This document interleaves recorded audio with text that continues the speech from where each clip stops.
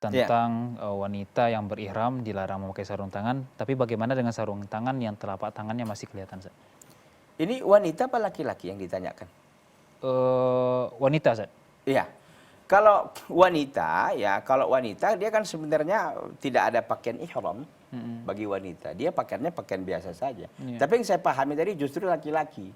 Oh gitu. Iya, yang saya pahami. Tapi wallahu alam Baik, ya jadi baik, pertanyaan baik, tadi. Tapi yang baik. jelas kalau dia wanita ya Wanita akan, tapi kan dalam ihram tidak Kopezen ya, tidak iya, boleh memakai sarung tangan. tapi dia Tapi kalau sarung tangannya karena dia luka umpamanya, atau karena dia sesuatu yang dingin, ya sehingga dia harus melakukan itu, tidak ada masalah. oh baik. Iya, karena kan ad-darurah ya, kedaruratan. Tapi yang jelas memang kalau lagi waktu berihram tidak menggunakan itu, kecuali dia tadi itu sakit Baik, umpamanya baik, baik. atau terluka Atau ada hajah, atau ada Ustaz. hajat yang memang karena memang tahulah kita bahwa cuaca di sana kan tidak sama dengan cuaca kita di sini. Baik. Demikian. Kalau memang itu alasannya tidak masalah. Tidak masalah.